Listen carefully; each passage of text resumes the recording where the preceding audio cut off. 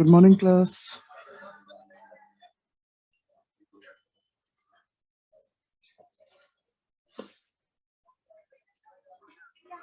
चलिए, last class में जाते आते हम लोग चार्ज को डिस्ट्रीब्यूट करना सीख रहे थे ना, चार्ज शेयर करना सीख रहे थे ना दो स्फेरिकल कंडक्टर्स के बीच में। ठीक है, तो आइए देख लेते हैं एक बार, एक क्वेश्चन सिंपल सा कर लेते हैं इसके।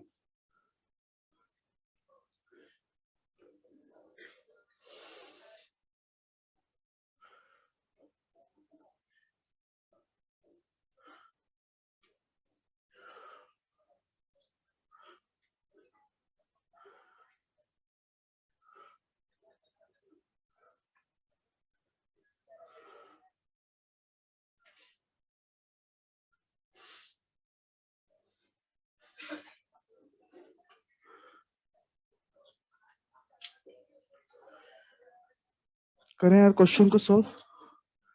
डायग्राम बनाइएगा फिर लिखिएगा। हाँ,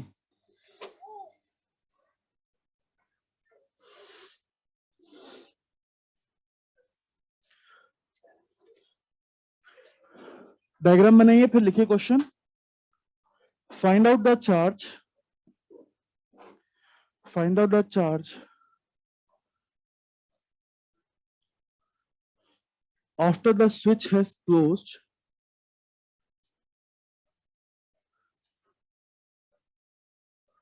find out the charge after the switch has closed for a long time, for a long time, and then opened, and then opened. साथ में लिख लीजिएगा ignore inductive effect, ignore inductive effect, ignore inductive effect. इसमें ऐसे question पूछ लेता है कई बार कि इनको कांटेक्ट में लाकर रख दिया है और फिर बहुत दूर ले गए,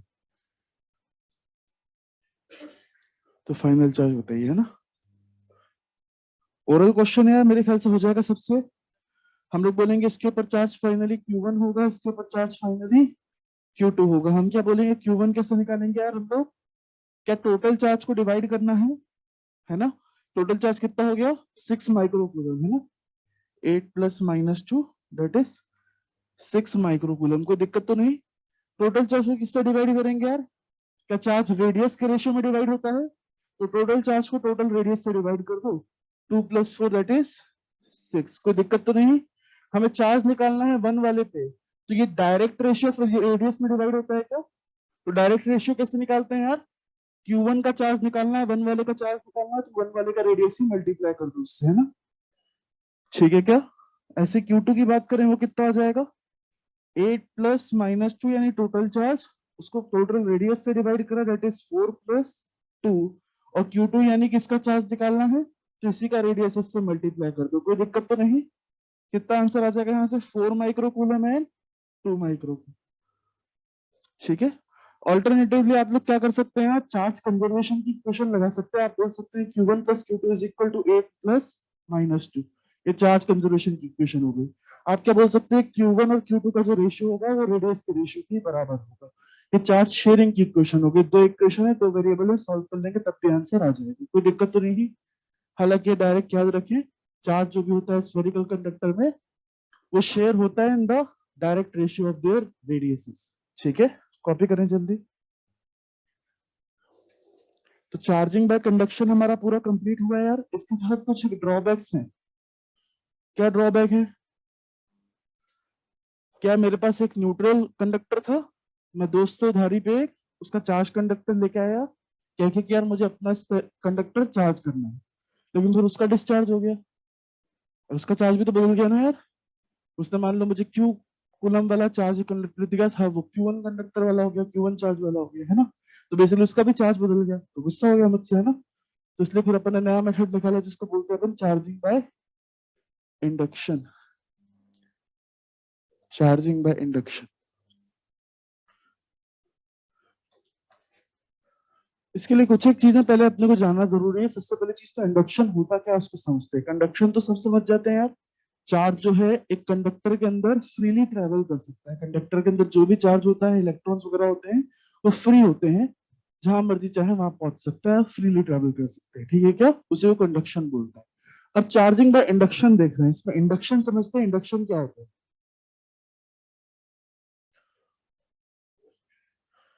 तो इंडक्शन बेसिकली कई जगह आएगा, आगे जाके इलेक्ट्रोमैग्नेटिक इंडक्शन हम लोग पढ़ेंगे, है ना, मैग्नेटिक इंडक्शन वगैरह भी पढ़ेंगे, ठीक है। तो खूब सारे इंडक्शन हम लोग पढ़ते हैं। हम लोग बात करें बेसिकली, इंडक्शन मतलब ये होता है कि किसी आपके पास कोई एक प्रॉपर्टी नहीं है, लेकिन किसी दूसरे के पास प्रॉपर्टी है, वो प्रॉपर्टी देखा देखी आपके अंदर भी आ जाती है, उसको हम बोल देते हैं कि यार प्रॉपर्टी इंड्यूस होगी, कोई दिक्कत तो नहीं। जैसे आपके साथ भी ऐसा होता होगा, आपके घर वाले बोलते होंगे यार कि हमारा बच्चा तो सीधा था, ये पड़ोसी को देख के बिगड़ गया, इसके अंदर शरारत वगैरह इंड्यूस हो गई, ऐसी बातें बोलते हैं ना। तो हम लोग बात करें एकदम नॉर्मल इंग्लिश का वर्ड है, मैथमेटिकल इंडक्शन तक एक चीज होती है, ठीक है क्या। हम लोग बात करें बेसिकली इंडक्शन का सीधा सीधा मतलब क्या है, यहाँ पे हम लोग चार्ज के इंडक्शन की बात करेंगे। एक बॉडी न्यूट्रल होगी, उसके पास कोई चार्ज नहीं होगा, लेकिन जैसे ही उसके सामने एक चार्ज बॉडी रखेंगे, उसके अंदर भी चार्जेस अपीयर होने लग जाएंगे, ठीक है क्या। तो लिखिएगा यार, इंडक्शन को डिफाइन करेंगे हम लोग। हाँ,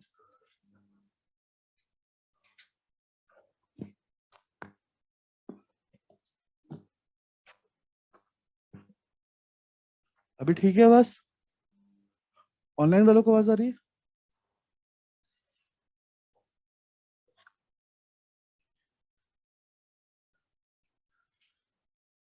हेलमेट किसका है,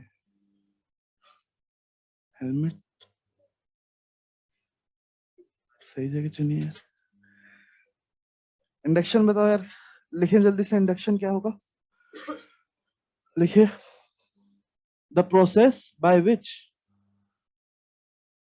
the process by which charges on a neutral body, charges on a neutral body begins to appear, begins to appear on bringing a, on bringing a already charged body, on bringing a already charged body near to it, near to it, on bringing an already charged body near to it. तो induction में basically क्या होता है, एक uncharged body होती है, एक charge body जैसे उसके पास लाते हैं तो इंडक्शन होने लग जाता है, उसके ऊपर भी चार्जेस वगैरह अपीयर होने लग जाते हैं। हम लोग बात करें इंडक्शन सबसे ज्यादा प्रोमिनेंट किसमें होता है, तो वो कंडक्टर्स भी सबसे ज्यादा इंडक्शन होता है, ठीक है क्या। कंडक्शन के अंदर प्रैक्टिकली जितना चाहे उतना इंडक्शन देखने को मिलता है। हम लोग बात करें जो चार्ज सामने लाते हो उतना ही चार्ज उसके ऊपर भी आता है, ठीक है क्या। तो इंडक्शन के अंदर कंडक्टर के अंदर मैक्सिमम इंडक्शन होता है, इस चीज को लिख लीजिएगा यार। Induction appears, sorry, induction happens most prominently,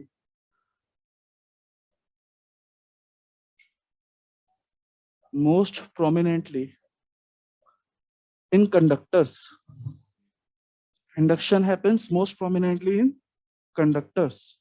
in fact इतना ज्यादा कंडक्टर में इंडक्शन होता है कि इस पर्टिकुलर चैप्टर में इलेक्ट्रोस्टैट्स के अंदर हम लोग ऐसा मान लेते हैं कि सिर्फ कंडक्टर्स ही इंडक्शन शो करेंगे, इंसुलेटर्स तो ना के बराबर शो करेंगे। तो जब भी इंसुलेटर्स दे दिया गया, मतलब इंडक्शन बिल्कुल मानना नहीं है इस पर्टिकुलर चैप्टर के लिए, ठीक है क्या।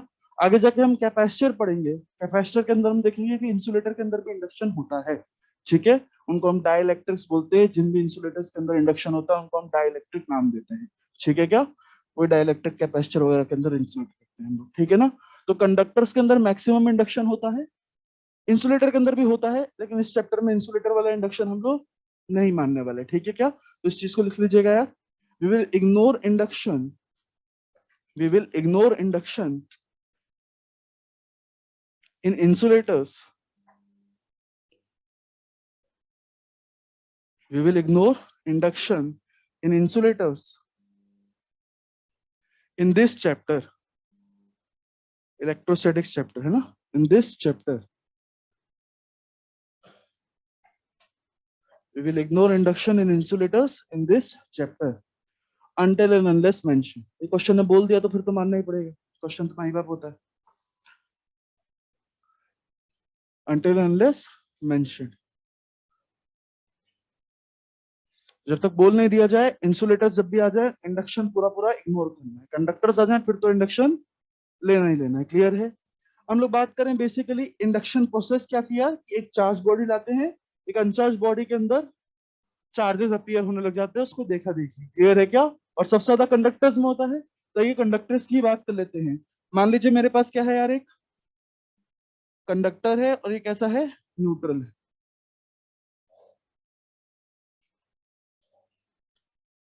हम लोग इसके पास एक चार्ज बॉडी लाए, कुछ भी लिया यार, एक पॉइंट लिया, एक रॉड लिया, कुछ भी लिया है ना, जिसके पास चार्ज था, मान लो पॉजिटिव चार्ज था, कोई दिक्कत तो नहीं। एक दोस्त उधार लेके आया, चार्ज बॉडी उसने पकड़ा दी, हम इसको उसके पास लेके आए, क्या होगा यार, क्या कंडक्टर्स के अंदर इलेक्ट्रॉन्स है, और इलेक्ट्रॉन्स एकदम फ्री इलेक्ट्रॉन्स है, छपरी इलेक्ट्रॉन्स बोला था अपन ने इसको, है ना। हम लोग बात करें इलेक्ट्रॉन्स तो क्या होगा यार, अरे छपरी है, तुरंत बेसिकली पॉजिटिव चार्ज देखेंगे उनको प्यार हो जाएगा, कोई दिक्कत तो नहीं।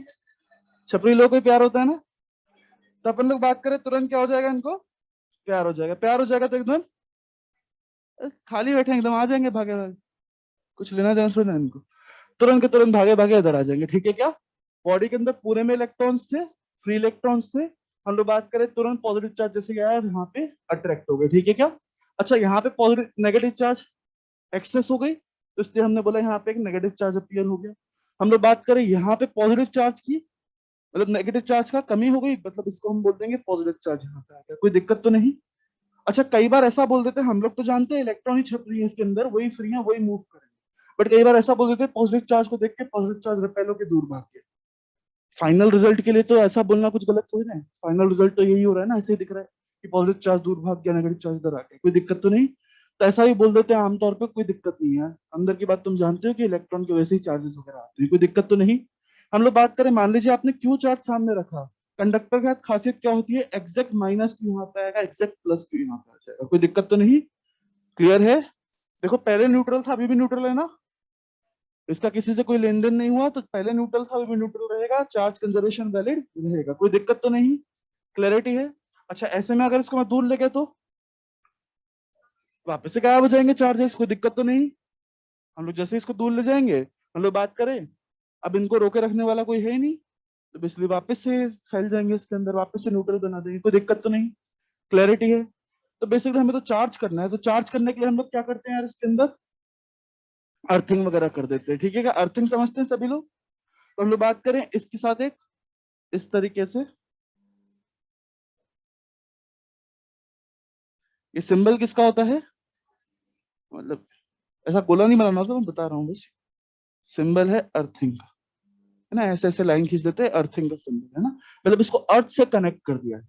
एक्चुअली अर्थ क्या होता है, सुन लो ना, अर्थ क्या होता है, अर्थ बेसिकली एक कंडक्टर होता है, और बहुत बड़ा कंडक्टर होता है। ठीक है कि सबसे बड़ा कंडक्टर होता है ना, अर्थ से बड़ा कंडक्टर क्या होगा यार, ठीक है क्या? तो सबसे बड़ा कंडक्टर है हमारे लिए अर्थ। पोटेंशियल जो भी होता है आगे जाके फॉर्मूला पढ़ेंगे आप, पोटेंशियल का फॉर्मूला होता है के क्यू बाय आर, तो अर्थ का पोटेंशियल क्या हो जाता है, जीरो, क्योंकि आर बहुत बड़ा है यार। ठीक है क्या? तो आगे जाके आप लोग देख लोगे, बेसिकली अर्थ की खासियत क्या होती है, इसका पोटेंशियल जीरो होता है, it is the largest conductor, और इसका पोटेंशियल क्या होता है, जीरो होता है। और धरती तो माता है यार, तो बेसिकली अर्थ से जिसको भी कनेक्ट कर देते हैं, उसके ऊपर अर्थ जितना मर्जी चार्ज दे देती है, जितना मर्जी चार्ज ले लेती है, अर्थ बिल्कुल भी बुरा नहीं मानती है। क्लैरिटी है? कोई दिक्कत तो नहीं। ऐसा मान सकते हैं अर्थ के पास infinite amount of positive and negative charge है, उसके पीछे साइंटिफिक रीजन है, अर्थ के पास मॉल्टन कोर होता है ना सेंटर में, वो कोर बेसिकली इतना गर्म होता है, बेसिकली लावा एकदम होता है, उसके अंदर आयोनाइज गैसेस वगैरह निकलती रहती है हमेशा, कभी पॉजिटिव आयन निकलता है, कभी कोई नेगेटिव आयन निकलता है, तो चार्जेस की अर्थ के पास कोई कमी नहीं होती है, कोई दिक्कत तो नहीं। दे भी सकता है, ले भी सकता है बेटा, पॉजिटिव चार्ज उसके अंदर होगा ना, वो नेगेटिव चार्ज मांग रहा होगा, कभी भी नेगेटिव चार्ज अगर देना हो तो दे दो, पॉजिटिव चार्ज रख लेगा, उसका कैश का आयन कोई सब है ना, जितना मर्जी चार्ज उस पर डंप कर सकते हो, जितना मर्जी चार्ज उससे ले सकते हो, कोई दिक्कत तो नहीं। हम बोलते हैं earth acts as a sink and source of infinite amount of charges, कोई दिक्कत तो नहीं। क्लैरिटी है? अच्छा, हम लोग बात करें इसी में ही कि अर्थ से जिसको भी कनेक्ट कर देंगे तो क्या होगा, उसका चार्ज जीरो हो जाएगा क्या? ऐसा कोई कॉन्सेप्ट नहीं है, अर्थ से जिसको भी कनेक्ट कर देते हैं उनका पोटेंशियल जीरो हो जाता है। आगे जाके आप पढ़ेंगे बेसिकली जिन भी दो चीजों को कनेक्ट करते हैं उनका पोटेंशियल सेम हो जाता है, ऐसा उसमें भी हो रहा था। हमने बात करी थी अगर इनको कनेक्ट कर देंगे चार्ज सेम हो जाएगा क्या, ये कोई कॉन्सेप्ट नहीं है। कनेक्ट करने से क्या होता है, पोटेंशियल सेम हो जाता है, कोई दिक्कत तो नहीं, क्लैरिटी है।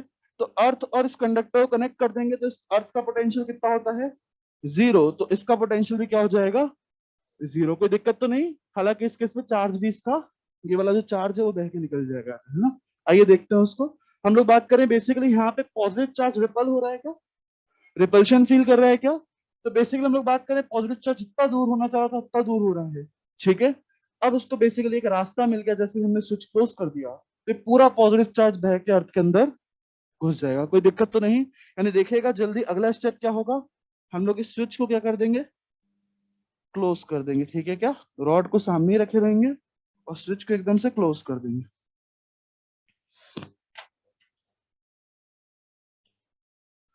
जैसे ही आप स्विच को क्लोज कर देंगे, जो भी पॉजिटिव चार्ज था उसको रिपल्शन फील हो रहा था ना, वो दूर से दूर जाना चाह रहा था, अब उसको रास्ता मिल गया जाने का तो और दूर चला गया, अर्थ के अंदर समा गया, कोई दिक्कत तो नहीं। अर्थ बिल्कुल बुरा नहीं माना, earth has acts as a sink and source of infinite amount of charges, कोई दिक्कत तो नहीं, कितना भी चार्ज डंप कर लेगी, कितना भी चार्ज प्रोवाइड भी कर सकती है, कोई दिक्कत तो नहीं। फिर देखते हैं यार हम लोग अब क्या करेंगे, अगला स्टेप क्या होगा। हाँ, रॉड को दूर ले जाएं क्या, पक्का, रॉड को दूर ले जाएंगे तो ये नेगेटिव चार्ज फिर क्या करेगा, नेगेटिव चार्ज भी तो फिर निकल जाएगा। अरे क्योंकि नेगेटिव चार्ज को तो रिपेल करने लग जाएगा अगर रॉड को दूर ले गए। अभी तो इस रॉड ने इनको बांध के रखा हुआ है, अगर रॉड को ले गए तो ये नेगेटिव चार्ज इस नेगेटिव चार्ज को रिपेल कर रहा है ना, देखो इसको खिसका खिसका इधर से भगा देगा और हंसी खुशी ले भी देगी, कोई दिक्कत तो नहीं। तो अगला स्टेप क्या होगा, हम स्विच ओपन कर देंगे जिससे कि ये माइनस क्यू चार्ज जो यहाँ पे रुका हुआ है वो रुका ही रह जाए, बेसिकली आइसोलेटेड सिस्टम बना देंगे, समझ पाए क्या। तो अगला स्टेप क्या है, हम लोग स्विच ओपन कर देंगे इसमें, है ना। तो ये माइनस चार्ज तो था ही, हम लोगों ने क्या कर दिया, स्विच ओपन कर दिया वापस, ठीक है क्या। अब रॉड को ले जाएंगे, दोस्त को वापस दे देंगे, ठीक है क्या। तब देखोगे जैसे ही रॉड को बाहर ले जाएंगे ये charge minus Q uniformly surface पे डिस्ट्रीब्यूट हो जाएगा, तो माइनस क्यू चार्ज का आपको एक कंडक्टर मिल गया, ठीक है क्या, क्लैरिटी है। तो ये सारे स्टेप हैं चार्जिंग बाय इंडक्शन की, कोई दिक्कत तो नहीं। इन सबको स्टेप वाइज उतार लीजिएगा, पहला स्टेप, दूसरा स्टेप, तीसरा स्टेप और ये चौथा स्टेप, है ना। हाँ, हाँ वही बात है ना, अभी हमने बोला ना कि पॉजिटिव चार्ज को ऐसा मान सकते हो तुम लोग, बोलने को आमतौर पर ऐसा मान सकते हो कि नेगेटिव चार्ज इधर आया तो पॉजिटिव चार्ज इधर आ गया, सही है क्या। या फिर हम लोग ऐसा ही बोल सकते हैं कि पॉजिटिव चार्ज बेसिकली ट्रेवल कर रहा है, इस तरह से बोल सकते हैं ना, तो वही मैंने बोल दिया कि पॉजिटिव चार्ज रिपल्शन फील कर रहा था, फ्लो कैसा चला। असल में क्या हुआ, तो असल की स्टोरी तुम लोग जानते हो, पॉजिटिव चार्ज तो फ्लो होता नहीं है। हम लोग बात करें ये नेगेटिव चार्ज को बुला रहा था, अब बेसिकली इसने नेगेटिव चार्ज का जितना मर्जी सोर्स है, तो चाहे नेगेटिव चार्ज लेना है वो ले लो, पॉजिटिव चार्ज लेना है वो ले लो, अच्छा कोई दिक्कत तो नहीं। तो नेगेटिव चार्ज का सोर्स है तो नेगेटिव चार्ज यहाँ से आके इसको न्यूट्रल कर दिया, कोई दिक्कत तो नहीं, ठीक है, ऐसा भी समझ सकते हैं आप। हाँ, इसमें की क्लोज था तो क्लोज होते ही पॉजिटिव चार्ज निकल के इधर बह गया, ऐसा मान सकते हो, या मान सकते हो इलेक्ट्रॉन इधर आ गए, है ना। हाँ, फिर ओपन कर दिया ताकि वो नेगेटिव चार्ज अब रुका है।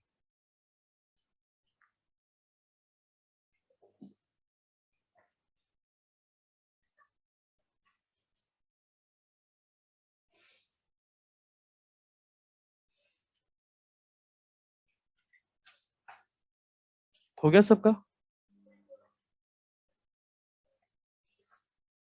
जल्दी बनाओ फिर अर्थिंग वगैरह के बारे में लिखेंगे। भरोसा नहीं है मेरे पढ़ाने में, तुम्हारे पढ़ाने से समझती है, ऐसा है क्या। फिर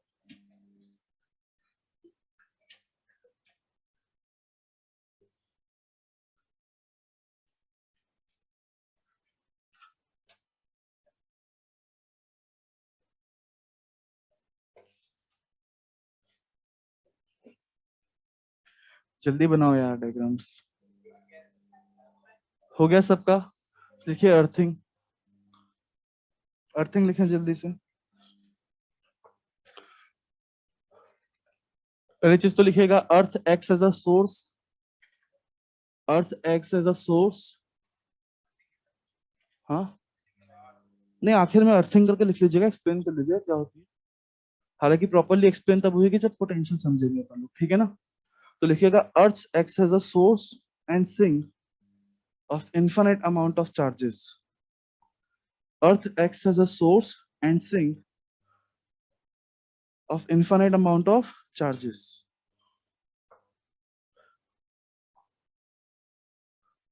Earth acts as a source and sink of infinite amount of charges. Next point लिखिएगा इसी में।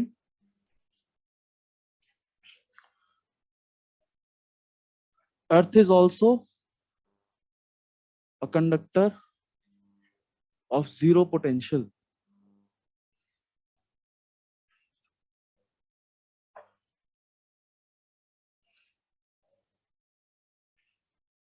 Earth is also a conductor of zero potential.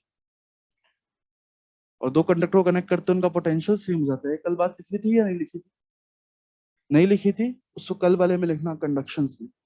Conduction में एक लाइन लिखनी है बस, सिंपल।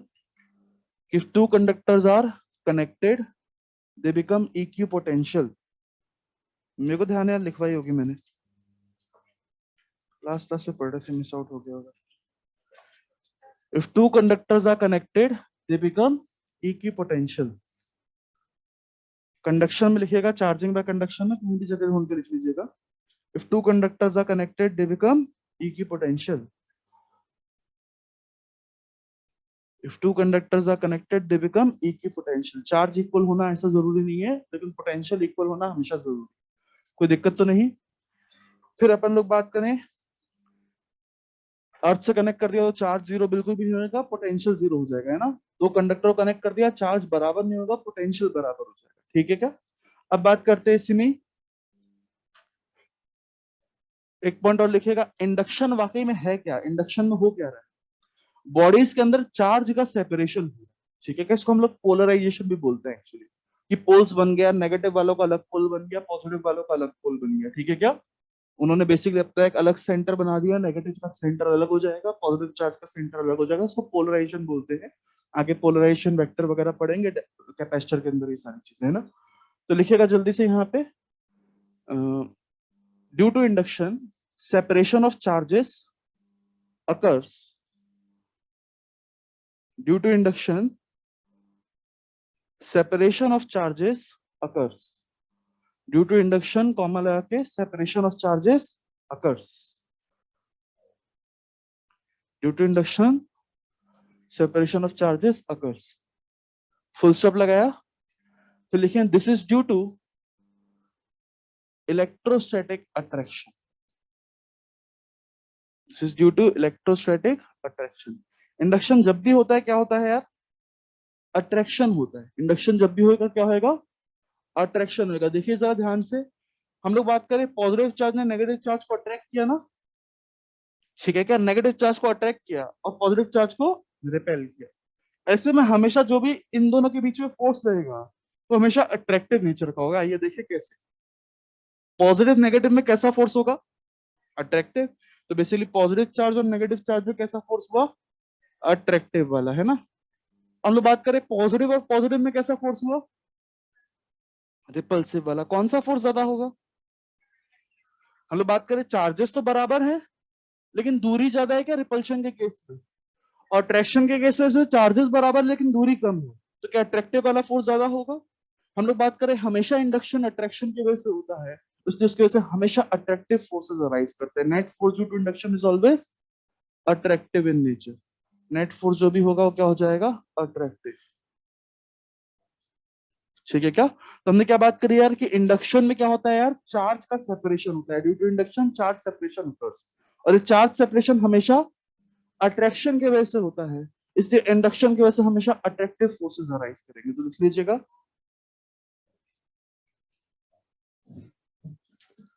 देखिएगा, due to induction, due to induction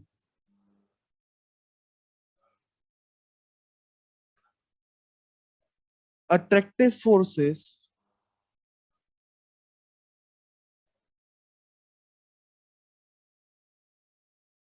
arises, attractive forces arises. जब भी इंडक्शन होगा अट्रैक्टिव फोर्स पैदा होने लग जाएगी, कोई दिक्कत तो नहीं।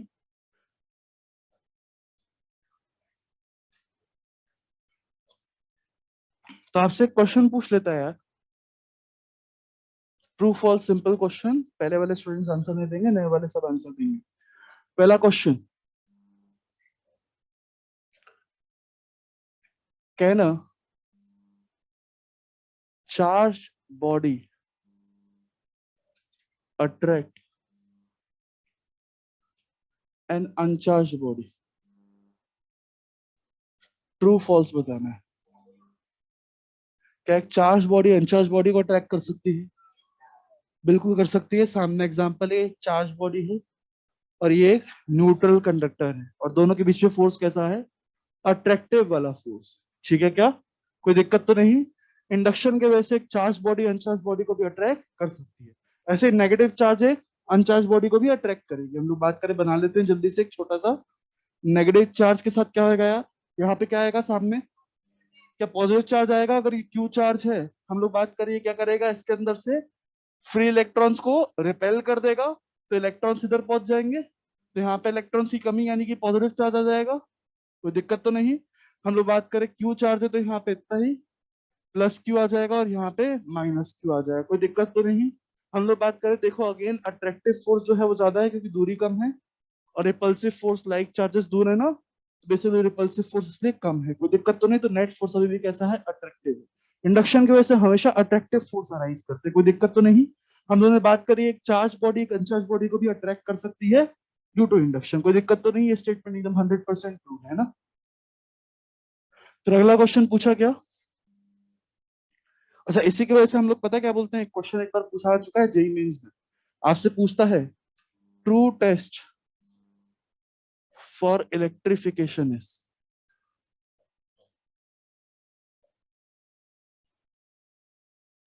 चार पांच ऑप्शन देता है, अट्रैक्शन, रिपल्शन, फिर इंडक्शन और पता नहीं क्या क्या, खूब सारे ऑप्शन देते हैं। ठीक है क्या? तो true test for electrification is, electrification का मतलब कि बॉडीज में चार्ज होना, इलेक्ट्रिक प्रॉपर्टीज होना यानी कि चार्ज होना। कोई दिक्कत तो नहीं।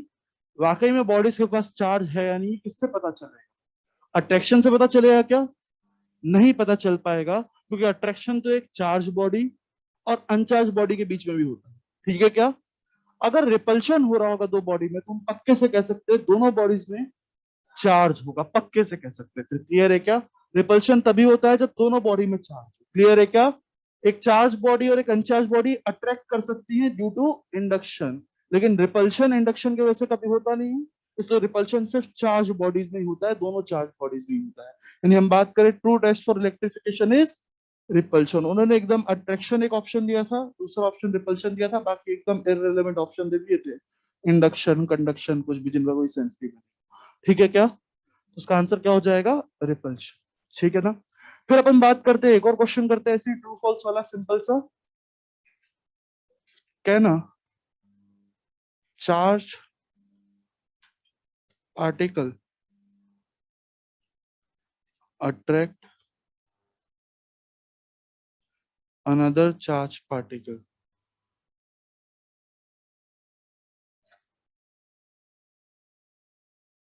Due to electrostatic force.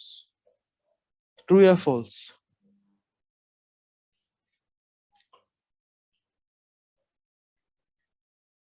मतलब ये करेगा या नहीं करेगा ऐसा? यस और नो? यस और नो? यस।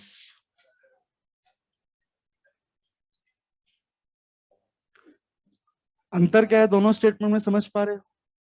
उसमें बस बॉडी डाल दी, इसमें पार्टिकल डाल दिया, इससे कुछ फर्क पड़ जाएगा क्या? इससे कोई फर्क पड़ेगा क्या? पड़ेगा तभी तो लिखा है दोबारा से।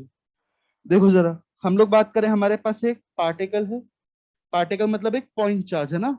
मान लो कोई भी एक पॉइंट चार्ज, और ये पॉइंट चार्ज कैसा है? चार्ज है ना। मान लो इसके ऊपर चार्ज है, कुछ ना कुछ पॉजिटिव चार्ज है, प्लस क्यू वगैरह कुछ भी। एक और पार्टिकल है सामने, ये क्या है? अनचार्ज। ठीक है क्या?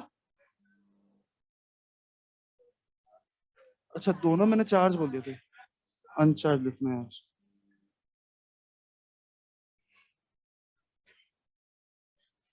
वो तो करेगा ही यार।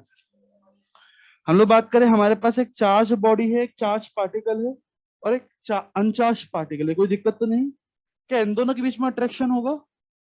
चार्ज और अनचार्ज में अट्रैक्शन क्यों हो रहा था? इंडक्शन की वजह से, कोई दिक्कत तो नहीं? हम लोग बात करें इसमें इंडक्शन हो सकता है क्या? एक पॉइंट में इंडक्शन नहीं हो सकता। इंडक्शन का मतलब ही क्या होता है? सेपरेशन ऑफ चार्ज होना। ठीक है क्या? पॉइंट पे सेपरेशन हो ही नहीं सकता, जगह का है। समझ पा रहे हो? हम लोग बात करें यहाँ पे प्लस क्यू यहां से माइनस चार्ज को इधर खींच देगा, तो कहाँ खींचेगा यार? वहीं तक ही तो खींच पाएगा। सही है क्या? तो बेसिकली इसके ऊपर जो भी चार्ज रहेगा वो उसी पॉइंट पर रहेगा। पॉजिटिव चार्ज भी इधर ही रहेगा, नेगेटिव चार्ज इधर ही रहेगा, यानी न्यूट्रल ही नजर आएगा। कोई दिक्कत तो नहीं? इसमें कोई इंडक्शन देखने को नहीं मिलेगा। पॉइंट मास में कोई इंडक्शन देखने को नहीं मिलेगा। हम लोग बात करें इसमें कोई इंडक्शन नहीं हो सकता। सही है क्या? तो जब भी बॉडीज की बात होती है तब इंडक्शन का सवाल पैदा होता है। ठीक है क्या? पार्टिकल्स की बात होती है तो कोई इंडक्शन का सवाल पैदा नहीं होता। अभी तक अपन पॉइंट चार्ज के बीच का फोर्स निकाल रहे थे, मैंने कभी लिखा कि इंडक्शन वगैरह हो जाएगा या कुछ हो जाएगा? इंडक्शन आएगा फिर तो कुछ भी हो जाता है यार। देखो यार, चार्ज बॉडी अनचार्ज बॉडी को अट्रैक्ट करने लग जाती है, तो इंडक्शन तो बहुत खतरनाक चीज होती है। इनफैक्ट कई बार बॉडीज भी देते हैं तो क्वेश्चन में मेंशन कर देते हैं कि इंडक्शन इग्नोर करना। ठीक है क्या? इंडक्शन बहुत रेयर केसेस में अपने को अडॉप्ट करना पड़ता है। ठीक है क्या? तो लिखिएगा जल्दी से इस पॉइंट को। इसका आंसर क्या हो जाएगा? मतलब इसका आंसर नो हो जाएगा, है ना? इसका आंसर हो जाएगा यस। ठीक है क्या? लिखिएगा जल्दी से इसमें। सेकंड वाले में बोल रखा है कि, पहले तो बोल रखा है एक चार्ज बॉडी एक अनचार्ज बॉडी को अट्रैक्ट कर सकता है क्या? कर सकता है ड्यू टू इंडक्शन। ठीक है क्या? हम लोग बात करें, अब क्या बोल दिया गया है यार? कहना charge particle attract an uncharge particle. Particle मतलब क्या होता है? Point mass. ठीक है क्या? एक पॉइंट होता है, ठीक है ना? तो एक पॉइंट चार्ज एक दूसरे पॉइंट मास को अट्रैक्ट कर सकता है इलेक्ट्रोस्टैटिक फोर्स की वजह से? नहीं कर सकता, क्योंकि इसमें पॉइंट मास में इंडक्शन होना पॉसिबल नहीं है। इंडक्शन मतलब सेपरेशन ऑफ चार्ज होना। यहाँ पे चार्ज सेपरेशन की जगह नहीं है। पॉजिटिव चार्ज जाएगा तो किधर जाएगा, नेगेटिव चार्ज जाएगा तो किधर जाएगा, है ना? दोनों में सेपरेशन क्रिएट हो ही नहीं पाएगा, जगह नहीं है। इतनी सी तो जगह है। क्लियर है? तो लिखिएगा जल्दी से इसको। Induction only occurs in bodies, not in particles. अच्छा, true test for electrification. Electrification का मतलब क्या होता है? दोनों बॉडीज के ऊपर क्या हो? चार्ज हो। इलेक्ट्रिफिकेशन मतलब इलेक्ट्रिक प्रॉपर्टीज होना, जो कि क्या है? चार्ज ही है ना इलेक्ट्रिक प्रॉपर्टी। तो दोनों बॉडीज के ऊपर चार्ज है या नहीं, किससे पता चलेगा? अगर दोनों रिपेल कर रही है। अगर दोनों अट्रैक्ट कर रही है तो इसका मतलब एक चार्ज और एक अनचार्ज भी हो सकता है। समझे? पक्का?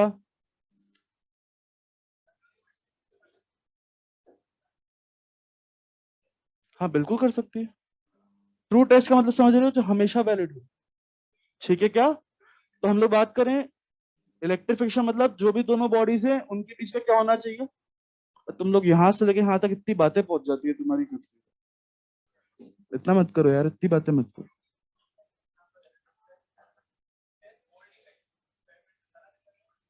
हाँ बिल्कुल बिल्कुल। बिल्कुल सही बात। हम लोग बात करें, हमें दो बॉडीज के ऊपर चार्ज है, ये पक्के से पता कब चलेगा? जब दोनों में रिपल्शन हो। अगर रिपल्शन हो रहा है हम पक्के से बोल सकते हैं दोनों पे चार्ज था। अगर अट्रैक्शन हो रहा हो तो पक्के से बोल सकते हैं दोनों पे चार्ज था क्या? इसका मतलब एक पे चार्ज हो सकता है, एक पे चार्ज नहीं हो सकता, ये वाला केस भी हो सकता है। तो ये true test for electrification attraction नहीं। रिपल्शन हो रहा होगा तो गारंटी है कि दोनों पे चार्ज होगा, है ना? फाइनली पॉइंट लिखिएगा। हम क्या बोल रहे थे? Induction occurs in a body, not in point mass, not in particles. ठीक है क्या? पार्टिकल पॉइंट मास इनमें इंडक्शन कभी भी नहीं होता। चलिए यार, अब देखते हैं यार।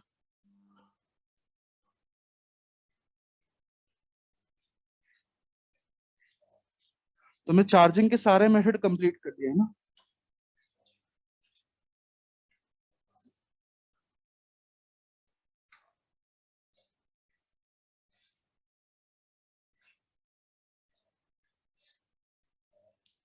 तो जो बलून वॉल को अट्रैक्ट कर जाता था ना, वो समझ में आया कि आपको कैसे होता है? हम लोग बात करें, हम बलून को पहले हेयर से रब करते हैं तो उसके ऊपर चार्जिंग बाय फ्रिक्शन की वजह से चार्ज आ जाता है। ठीक है क्या? अच्छा, वॉल के ऊपर तो चार्ज नहीं है, पर क्या न्यूट्रल बॉडीज और चार्ज बॉडी भी एक दूसरे को अट्रैक्ट तो कर सकती है ना? इसलिए बलून जाके उस पर चिपक जाता है ड्यू टू इंडक्शन। ठीक है क्या? फिर देखिए यार जरा, आप इस क्वेश्चन पे आते हैं। अपन तो जो क्वेश्चन कर रहे थे, आपका बिगनर बॉक्स 1 और बिगनर बॉक्स 2 अब हो जाएगा। ठीक है क्या? उसको अटेम्प्ट कर लीजिएगा अच्छे से। चलिए अपन तो क्वेश्चन करते हैं वापस से, वही पॉइंट चार्ज था अलग अलग किसी एक चार्ज के ऊपर नेट फोर्स निकालने वाले, और भी क्वेश्चंस करते हैं, ठीक है ना।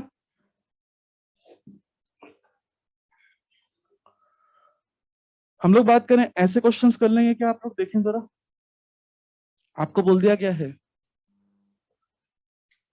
एक चार्ज क्यू, एक चार्ज क्यू, ये भी क्यू और ये भी क्यू, ये सब कहाँ रखे हुए हैं, स्क्वायर के वर्टाइसिस,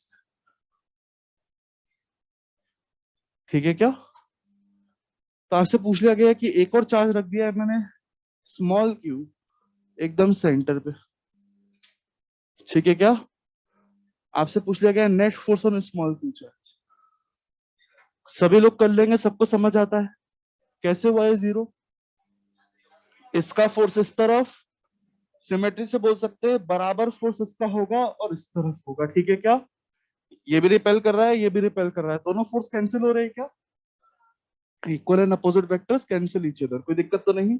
इसका फोर्स इस तरफ, इसका फोर्स इस तरफ, ये भी कैंसिल कर रहे हैं क्या। तो इन दोनों का रिजल्टेंट भी जीरो, इन दोनों का रिजल्टेंट भी जीरो, और जीरो जीरो का रिजल्टेंट जीरो, कोई दिक्कत तो नहीं। तो net force on centre charges zero, कोई दिक्कत तो नहीं किसी को इससे। अच्छा इसी क्वेश्चन में मान लीजिए ये बहुत हाईली सिमेट्रिकल फिगर था, इसलिए नेट फोर्स सेंटर चार्ज पे जीरो आ रहा था, ठीक है क्या। अगर हम सिमेट्री बिगाड़ दे, एक आध को ले ले, मान लीजिए 2Q, तो नेट फोर्स जीरो होगा क्या। तो नेट फोर्स निकालने बोल देगा, निकालो।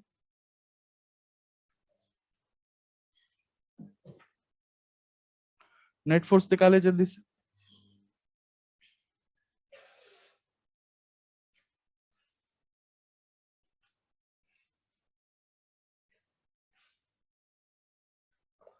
पहले हमने देखा यार, कोई भी सिमेट्रिकल फिगर हो, स्क्वायर हो, मैं तो बोलता हूँ ट्रायंगल में तीन चार्ज रख दिए बराबर बराबर, सेंटर वाले चार्ज के ऊपर फोर्स जीरो है ना।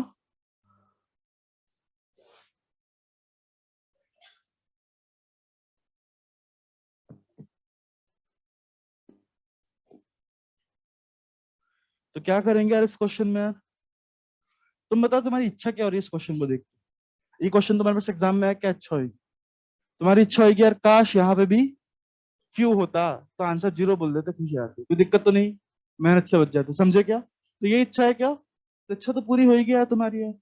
हम लोग बात करें यहाँ पे क्यू ही चाहते हो ना, तो बिल्कुल यहाँ पे क्यू मान लो, कोई दिक्कत तो नहीं। हम चाहते थे यहाँ पे क्यू चार्ज हो, तो हमने क्यू चार्ज मान लिया, कोई दिक्कत तो नहीं।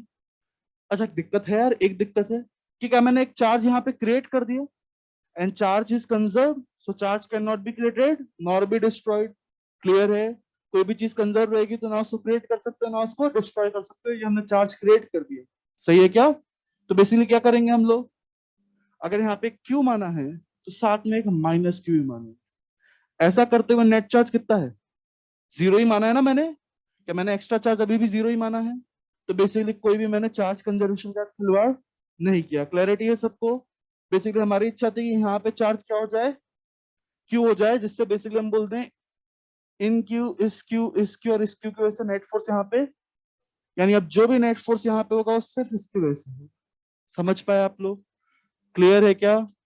हम लोगों ने बोल दिया सबसे पहले यार यहाँ पे काश क्यू होता तो सिमेट्री से बोल देते चार चार्ज की वजह से नेट फोर्स जीरो, हमने एक क्यू मान लिया, इन क्यू के साथ साथ एक माइनस क्यू मानना पड़ा ताकि चार्ज कंजर्वेशन वैलिड रहे। हम बात करें इस क्यू, इस क्यू, इस क्यू, इन चार चार्ज के से नेट फोर्स सेंटर पे, तो जो भी फोर्स होगा सेंटर पे ये इसी की वजह से होगा। ये चार्ज कितना है, क्यू चार्ज है, क्यू चार्ज की वजह से इस पे फोर्स कितना होगा जल्दी बताएं, नेट फोर्स निकलेगा है सीधा, नेट फोर्स इस के, सही है। और ये चार्ज कितना है, बस इसकी वजह से निकालना है ना फोर्स, बाकी सबकी वजह से तो जीरो ही है। बताइए इसकी वजह से फोर्स के क्यू स्मॉल क्यू अपॉन दूरी का स्क्वायर, ये दूरी कितनी होगी, पूरी दूरी √2a होती है, ये दूरी a/√2 हो जाएगी, कोई दिक्कत तो नहीं, क्लियर है। तो a/√2 का स्क्वायर आंसर आ गया, 2k q small q upon a square. तो चार चार्ज की वजह से फोर्स निकालने से हम बच गए, कोई दिक्कत तो नहीं, क्लैरिटी है। बिल्कुल कर सकते हो, इन दोनों का फोर्स कैंसिल हो जाएगा, इसका फोर्स और 2Q का फोर्स ये माइनस हो जाएगा, 2Q वाला फोर्स जीत जाएगा, कोई दिक्कत तो नहीं।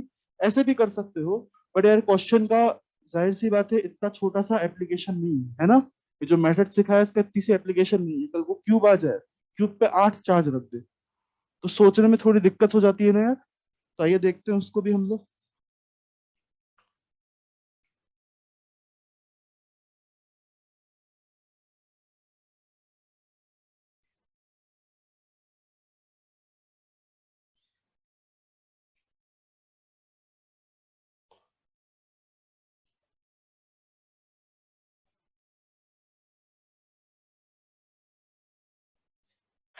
एक क्यूब है, क्यूब की साइड कितनी है ए, और उसके आठों कॉर्नर्स पे हमने चार्ज रख दिया। मान लो चार्ज बराबर बराबर रखा तो net force on centre charge कितना हो जाएगा? अगर बराबर बराबर चार्ज रखा तो एक सेंटर पे चार्ज रख दूंगा, उसके ऊपर नेट फोर्स कितना हो जाएगा? 0। सेंटर पे रखा हुआ है ये चार्ज है क्यू, इसके ऊपर नेट फोर्स कितना हो जाएगा? 0। ठीक है ना? बट हमने ऐसा नहीं करा, हमने क्या कर दिया है, हम लोगों ने इसको रख लिया -q। ठीक है क्या? इसको रख लिया -q। अब नेट फोर्स निकालना है सेंटर चार्ज पे क्यूब की साइड ए।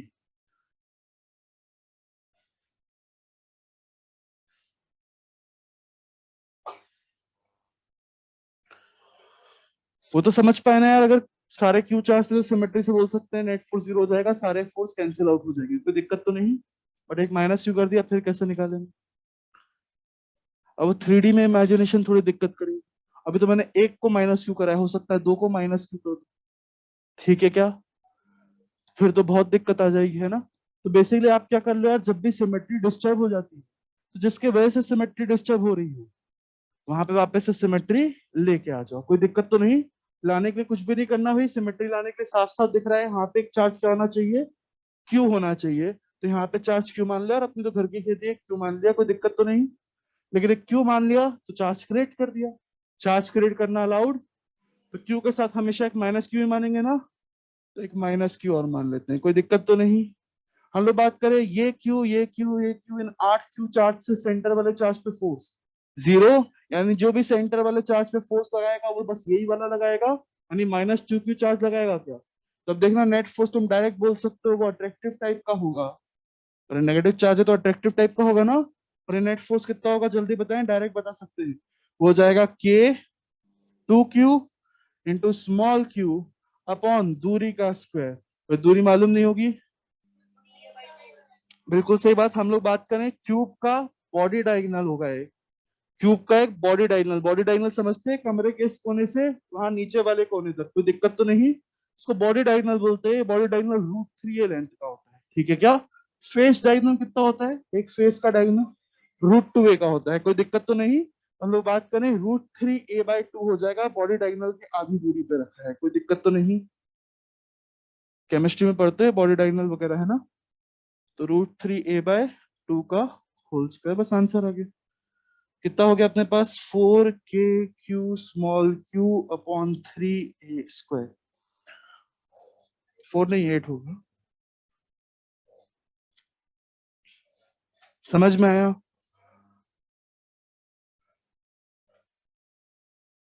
थोड़ा बहुत स्पीड बढ़ा देगा ये मेथड, बस इसलिए बता रहा हूँ। फिर देखें इसके बाद।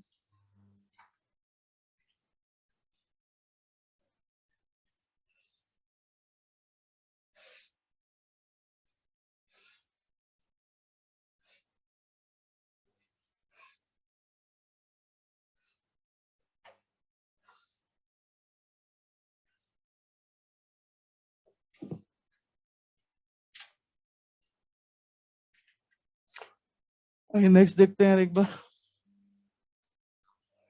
तो हमारे पास मान लीजिए एक स्क्वायर है,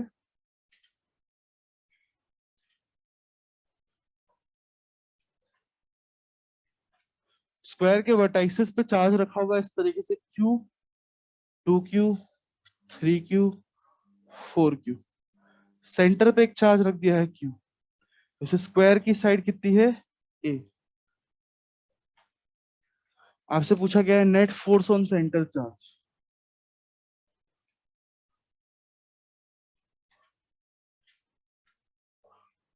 करें जल्दी से इसको।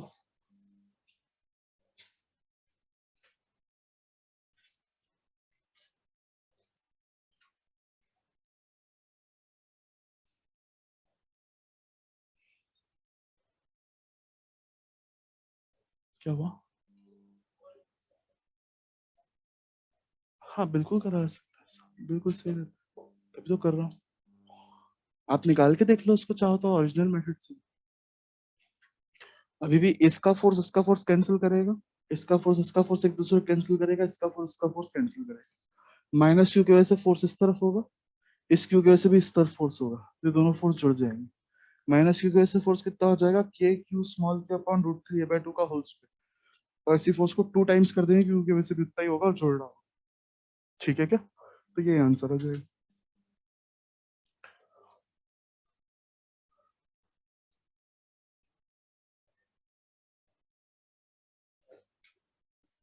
निकला आंसर? तो ऐसे क्वेश्चंस में हमेशा क्या करें यार, जब भी ऐसे गिनती से चार्ज दे रखे हो ना, Q2 Q3 Q4 Q, हो सकता है कल को हेक्सागन पे सजा दे, हो सकता है बोलते कि घड़ी के जो भी डायल्स होते हैं उन डायल्स के ऊपर उतना ही अमाउंट का चार्ज रख दे। 1 बजे वाले उस पे डायल पे एक क्यू चार्ज रख दे, 2 बजे वाले पे 2Q, 3 वाले पे 3Q, ऐसे कुछ क्वेश्चंस बना दे।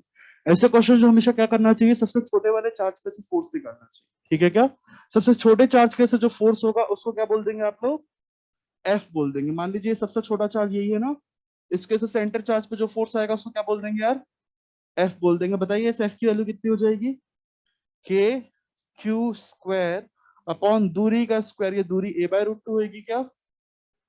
क्या ये ए बाय रूट टू दूरी है? तो ए बाय रूट टू का होल स्क्वायर कितना हो गया अपने पास, के q square by a square into 2। कोई दिक्कत तो नहीं? ये क्यों की वजह से निकाल रहा हूँ, क्लैरिटी है? सबसे छोटे चार्ज के से जो फोर्स आया वो सबसे छोटा फोर्स आएगा, उस फोर्स को क्या मान ले, एफ मान ले। ठीक है क्या? अब देखिए यार, हम लोग बात करें इस क्यू की वजह से जो फोर्स आएगा, दिख रहा है बोर्ड?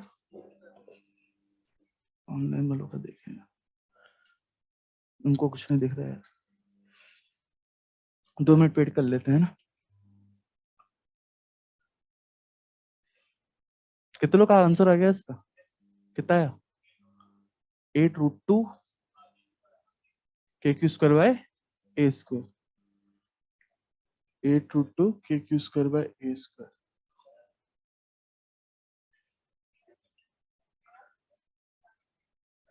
किसी का 4 रूट 2 भी आ गया है ना?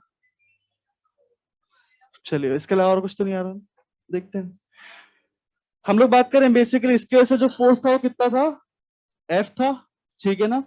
इसके से फोर्स कितना हो जाएगा, 2F हो जाएगा क्या? डबल चार्ज है ना? इसके से बस फर्क क्या पड़ेगा यहाँ पे देखना, 2K 2Q into q upon a square, बस एक बार 2 का फर्क पड़ेगा। क्लियर है क्या? समझ पा रहे हैं? 2Q की वजह से जो फोर्स होगा कितना हो जाएगा, वो हो जाएगा 2F। कोई दिक्कत तो नहीं? 3Q की वजह से कितना फोर्स हो जाएगा, 3F। 4Q की वजह से कितना फोर्स हो जाएगा, 4F। समझ पा रहे हैं क्या? क्लियर है क्या? और हमेशा ऐसा होगा कि जो भी सामने वाले फोर्स है उनका डिफरेंस सेम आ रहा होगा। देखिए जरा, Q और 3Q का डिफरेंस क्या है, 2 है ना, 2Q है ना, तो हम लोग बात करें इनके फोर्स का डिफरेंस भी 2F ही आएगा। ठीक है क्या? इनके फोर्स का डिफरेंस भी कितना आएगा, 2F ही आएगा। देखो आ रहा है ना, 3F इधर लग रहा है, F इधर लग रहा है, तो नेट फोर्स 2F लग रहा है इन दोनों।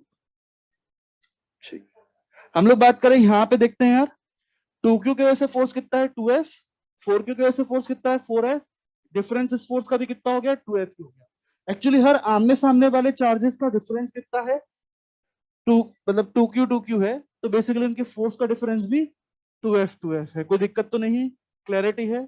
इसका फायदा क्या होगा, हमारे पास 4 फोर्सेस है ना, अब ये 2 फोर्सेस में कन्वर्ट हो जाएंगे। हम बोलेंगे 3F और F का रिजल्टेंट 2F इस तरफ हो जाएगा। कोई दिक्कत तो नहीं? तो देखना 4 फोर्सेस को 2 फोर्सेस में बना रहा हूं, मैं बोल रहा हूँ एक तो 2F इस तरफ लग रहा होगा, सही है, और लो बात करें 2F और इस 4F का रिजल्टेंट, 2F इस तरफ लग रहा होगा। कोई दिक्कत तो नहीं?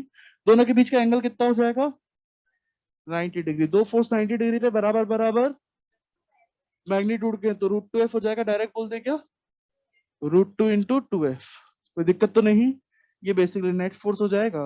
हम लोग बोलेंगे नेट फोर्स कितना हो गया, ये हो गया 2√2 × F, और F की वैल्यू अपने को पता है, तो 4√2 KQ square by a square. Copy कर ले जल्दी से इसको। इसी में हेक्सागन वगैरह बना देता है, क्लॉक वगैरह बना देता है। मैं ज्यादा क्वेश्चन इसलिए नहीं करवा रहा हूँ, सेम क्वेश्चन रिपीट होते हैं इलेक्ट्रिक फील्ड के लिए, तो तब हेक्सागन वाला करवा दूंगा, ठीक है ना। कैलकुलेशन वाइज एकदम सेम क्वेश्चन रिपीट होंगे इलेक्ट्रिक फील्ड और इसके।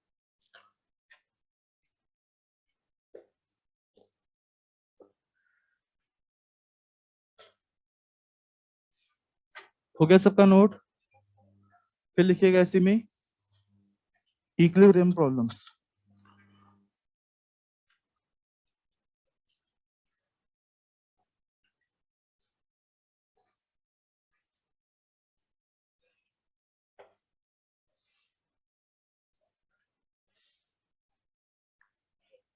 Equilibrium problems.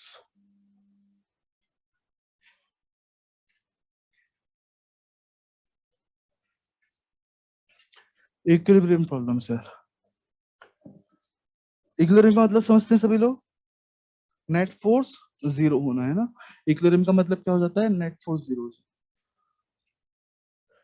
सबसे पहले तो अपन मेन इसमें जो पढ़ेंगे वो पढ़ेंगे, दो चार्ज होंगे और दो चार्ज की वजह से एक तीसरा चार्ज अपन ऐसी जगह रखना चाहेंगे जिसके ऊपर नेट फोर्स जीरो है, तो कहाँ रखें, ऐसे कुछ क्वेश्चंस पूछेगा, ठीक है क्या। तो ये देखते हैं हम लोग, पहला क्वेश्चन देखते हैं। पहले क्वेश्चन के आंसर में मैं इतना इंटरेस्टेड नहीं हूँ, आंसर बड़े आराम से आप लोग बता देंगे, बट इससे काफी सारी चीजें अपने को सीखनी। हमारे पास दो चार्ज हैं क्यू क्यू, और दोनों क्या हैं, फिक्स्ड चार्जेस है ना। इनके बीच की दूरी क्या है, डी, ठीक है। आपसे क्वेश्चन सिंपल सा पूछा गया है, where must be a third charge placed, where must be a third charge be placed so that it remains in equilibrium, so that it remains in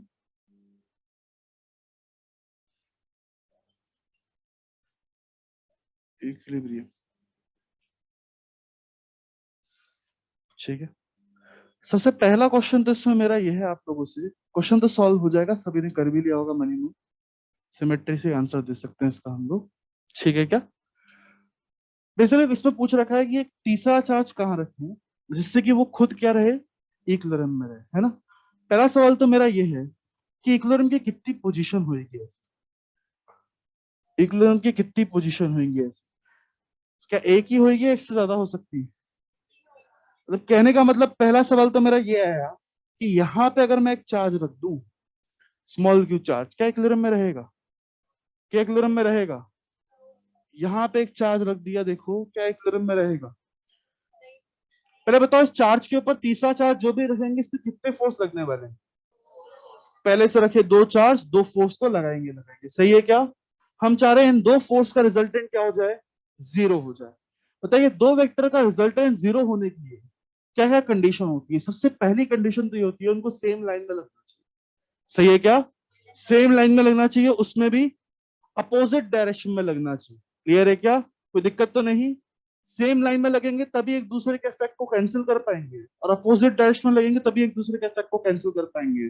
बराबर मैग्नीट्यूड के होंगे तो एग्जैक्टली एक दूसरे को कैंसिल कर पाएंगे। तो तीन चरण में सी कंडीशन होती है। पहला तो स्टेप क्या है यार, उन फोर्सेस को सबसे पहली कंडीशन तो सेम लाइन में होना चाहिए, तभी एक दूसरे को कैंसिल कर पाएंगे।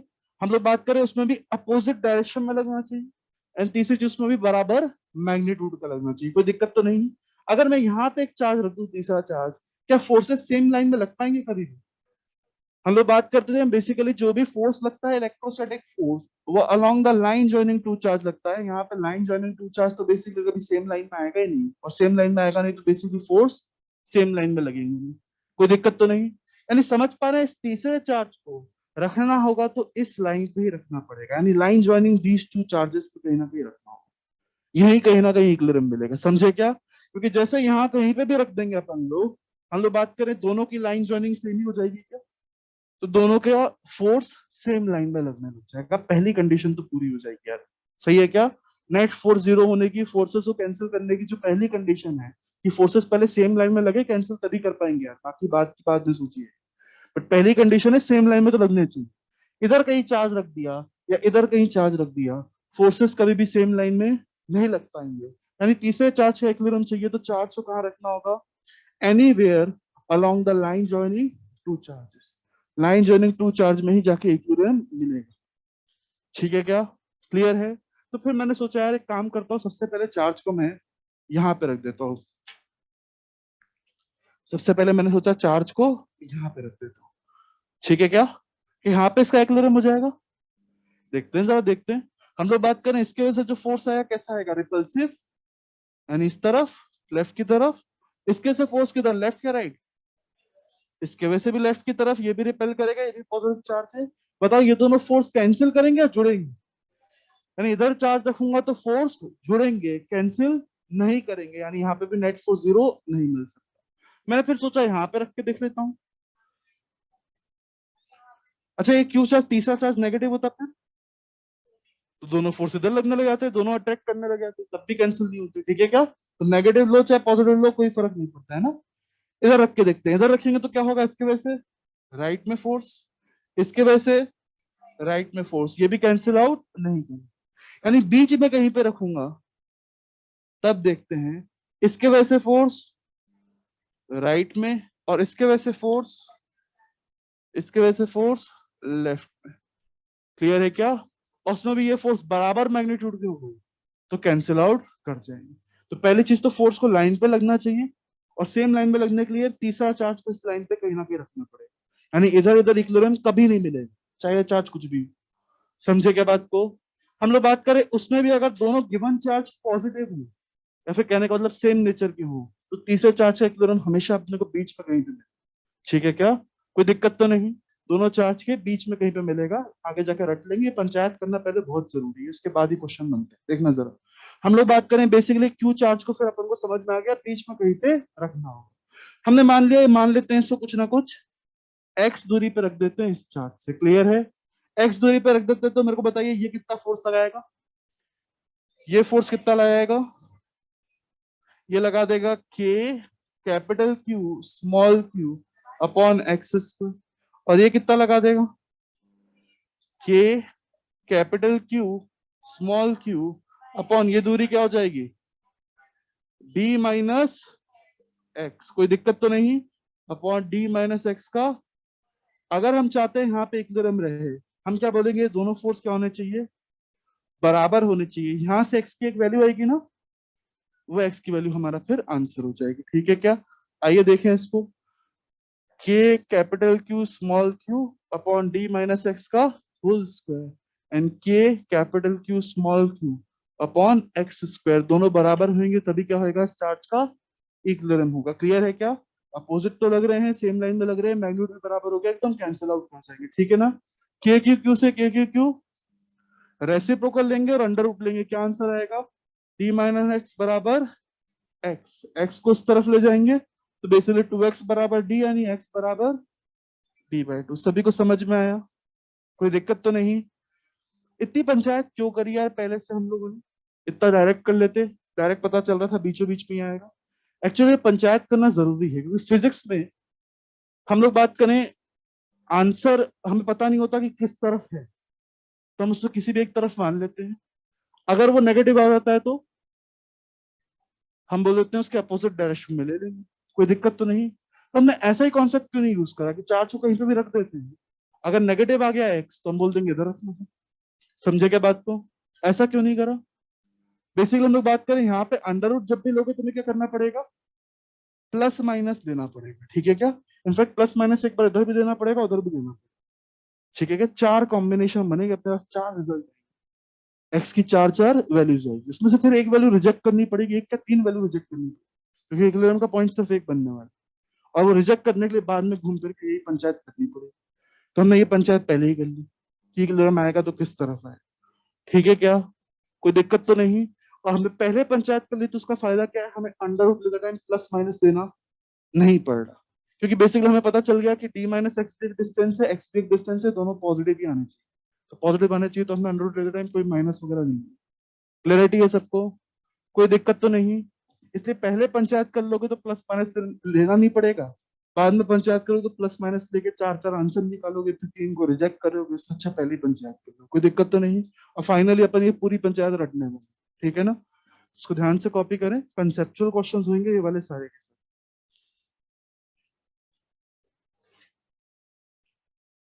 एक और क्वेश्चन करते हैं ऐसे ही।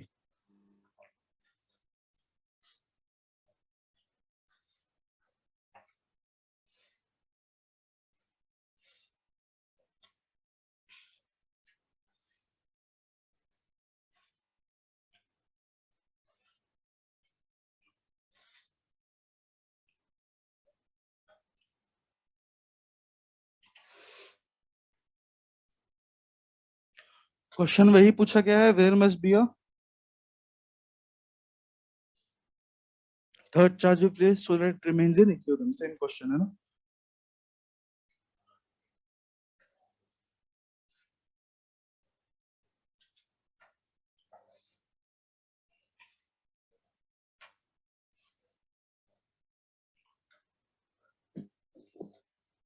एक माइनस क्यू दे रखा है, एक -4 क्यू रखा दे रखा है। Where must be a third charge be place so that remains in equilibrium. dy2 तो नहीं आ रहा है, d/3 से लग रहा है।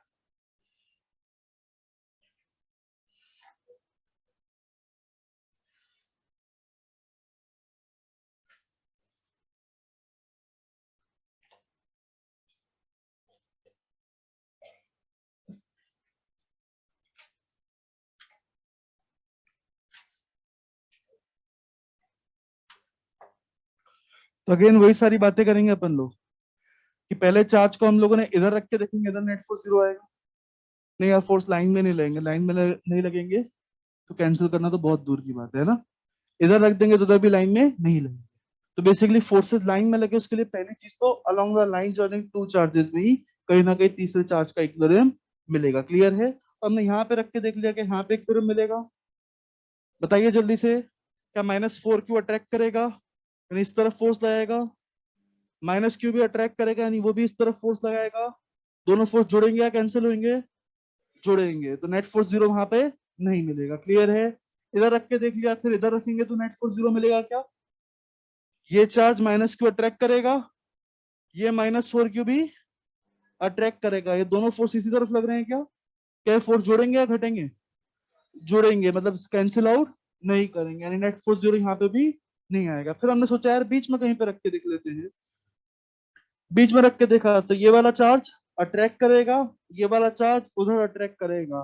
दोनों फोर्स अपोजिट डायरेक्शन में लग रहे हैं, यहाँ पे इक्विलिब्रियम मिल सकता है। अगर दोनों फोर्स बराबर मैग्नीट्यूड के हो गए तो यहाँ पे इक्विलिब्रियम मिल सकता है। यानी कहने का मतलब इस चार्ज से कहीं ना कहीं हमने x दूरी पे इस q चार्ज को रख दिया। क्लियर है। अच्छा, ये दूरी x हो गई तो ये दूरी d-x। हम लोग बात करें, एक फोर्स लगाएगा -q वाला, किस तरफ लगाएगा? अट्रैक्ट करेगा ना। और एक फोर्स लगाएगा -4 क्यू वाला, वो भी अट्रैक्ट करेगा ना। अगर दोनों फोर्स बराबर हो गए तो हम क्या बोलेंगे? स्मॉल क्यू का इक्विलिब्रियम आ जाएगा। तो हम बोलेंगे for equilibrium of small q, हम क्या बोलेंगे? Net force due to -q is equal to net force due to -4। कोई दिक्कत तो नहीं? क्लियर है। -q की वजह से फोर्स कितना होगा? मैग्नीट्यूड अकेला लिखना है। अब मैग्नीट्यूड बराबर कर रहे हैं अपन फोर्स के, है ना। डायरेक्शन तो देख लिया, अपोजिट है, सेम लाइन में, वो सब तो देख लिया। बस मैग्नीट्यूड बराबर हो जाए। फोर्स का मैग्नीट्यूड लिखते टाइम चार्ज को साइन के साथ नहीं डालते हैं ना, पहले बात कर चुके हैं। तो आइए -q का फोर्स लिखते हैं, वो कितना हो जाएगा? इधर लिख दे रहा हूं यार। -q का फोर्स कितना हो जाएगा? के क्यू स्मॉल क्यू अपॉन ये दूरी का स्क्वायर। दूरी कितनी है? फिर देखिए के स्मॉल क्यू इंटू 4q, और इन दोनों के बीच की दूरी कितनी है? d-x का होल स्क्वायर।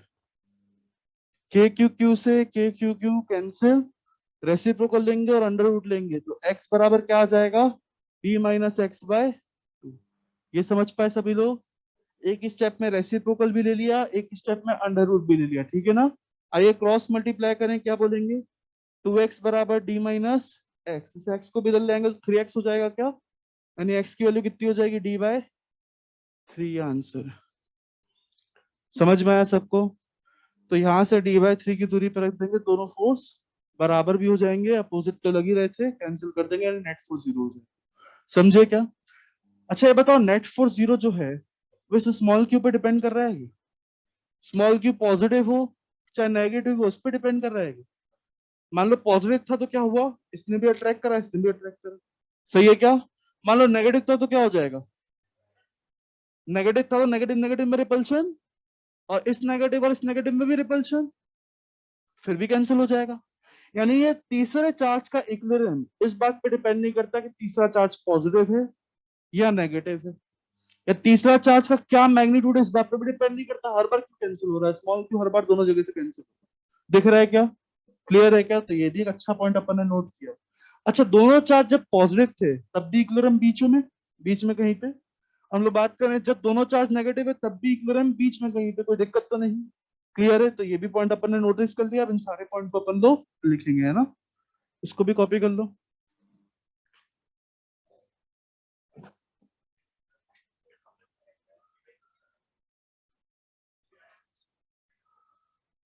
खुद देखो x की वैल्यू वो आई d/3 माइनस क्यू से है, ठीक है क्या? तो इससे दूरी कितनी हो जाएगी, x की वैल्यू d/3 है ना, तो d माइनस d/3 यानी 2d/3, तो -4 क्यू से 2d/3। ठीक है, जल्दी कॉपी करो इसको, फिर उसके बाद अगले आगे क्वेश्चन देखते हैं इसे।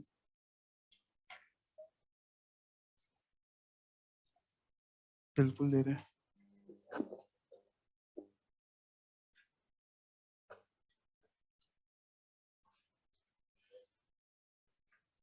हो गया सबका कॉपी? ये वाला कॉपी हो गया तो अगला क्वेश्चन बनाते हैं।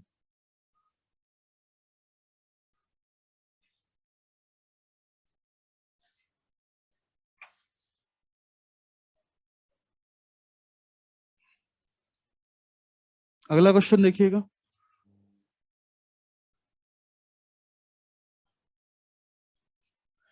एक चार्ज प्लस क्यू ले लेते हैं, एक चार्ज -9 क्यू ले लेते हैं।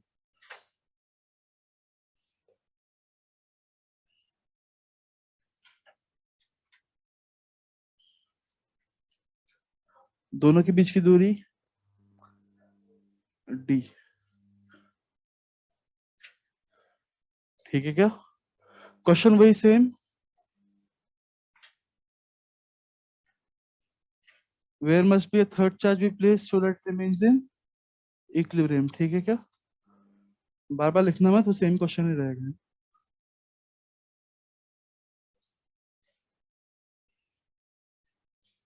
स्मॉल क्यू चार्ज को किधर रखे जिससे उसका इक्विलिब्रियम रहे, d/4 आ रहा है, किस तरफ, बीच में, उस तरफ या उस तरफ?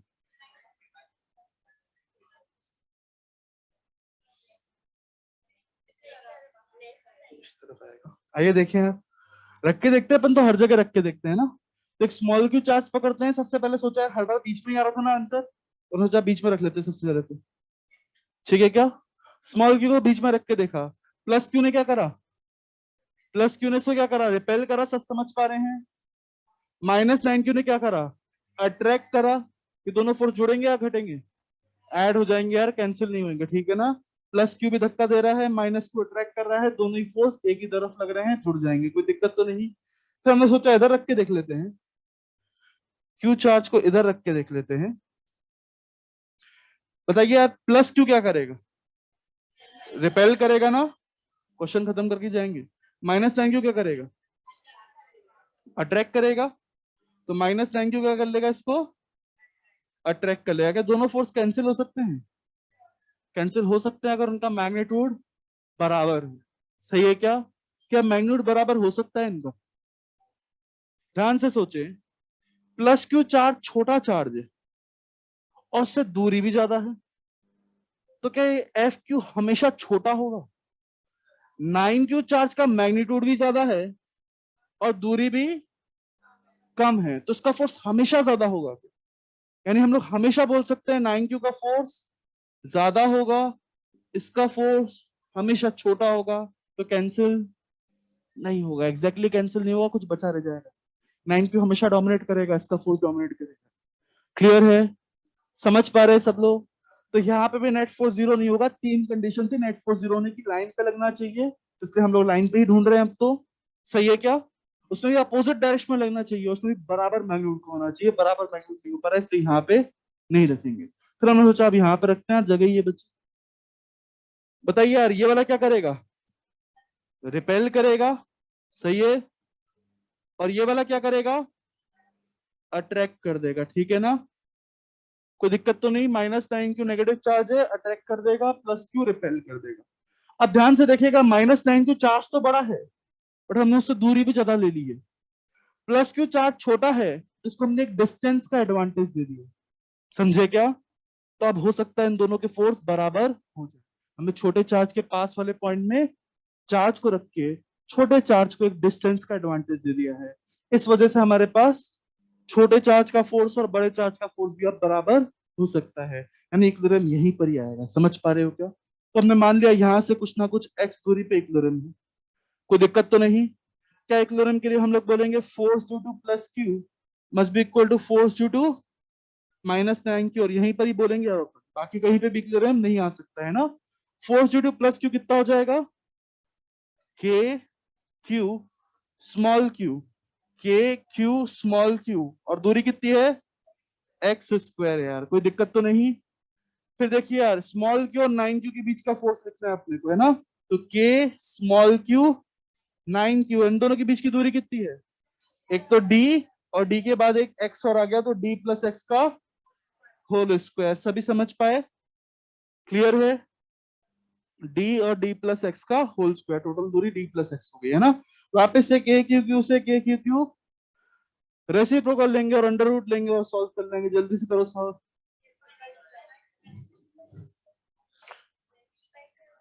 x is equal to D + x/3। Reciprocal भी ले लिया, अंडर रूट भी ले लिया, सब एक स्टेप में, कोई दिक्कत तो नहीं।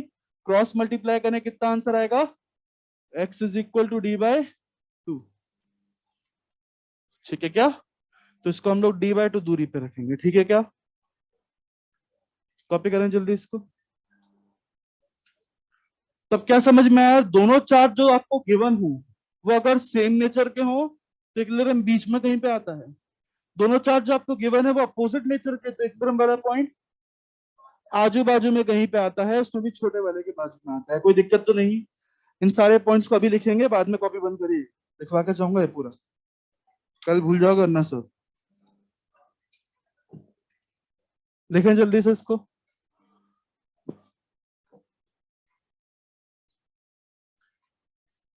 हो गया? कॉपी हो गया?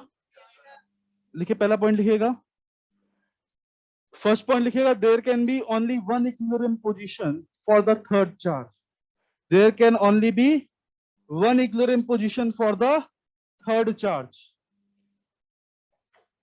There can only be one equilibrium position for the third charge. पहला पॉइंट लिखिएगा इसी में एक सब पॉइंट बना के लिखिएगा। If the given charges are of same nature, if the given charge are of same nature, if the given charge are of same nature, then equilibrium will be somewhere in between the two charges. Then equilibrium will be somewhere in between the two charges. सभी ने लिखा? बहुत speed बढ़ गई तुम लोग की। फिर लिखिए अगला पॉइंट, अगला सब पॉइंट लिखिएगा इसी में। if the given if the given two charges if the given two charges are of opposite nature, if the given two charges are of opposite nature, then equilibrium of two charge then equilibrium of third charge then equilibrium of third charge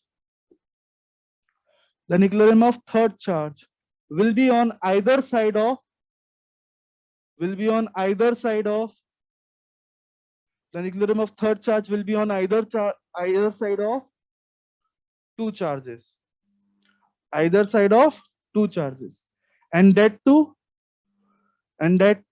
nearer to nearer to charge of smaller magnitude, and that too nearer to, and that T double O वाला 2, and that too nearer to TO वाला 2, charge of smaller magnitude. ठीक है क्या? जिस charge का magnitude छोटा है उस वाले के बाजू में रहेगा। ठीक है क्या? एक पॉइंट और लिखिएगा इसी में ही, इक्विलिब्रियम ऑफ थर्ड चार्ज, बस एक point, last point, equilibrium of third charge is independent of, equilibrium of third charge is independent of nature and magnitude of third charge. Equilibrium of third charge is independent of, equilibrium of third charge is independent of nature and magnitude of third charge, nature and magnitude of third charge. आज ये जितने भी question करे हैं इनको इन points के साथ रट के आना है, पढ़ के आना है क्वेश्चंस को। कल इसी क्वेश्चंस को एक्सटेंड करेंगे। ठीक है क्या? प्रॉब्लम की डिफिकल्टी और बढ़ती है, ये कॉन्सेप्ट बहुत जगह आके जाके जगह अप्लाई होगा, है ना? चलिए, थैंक यू।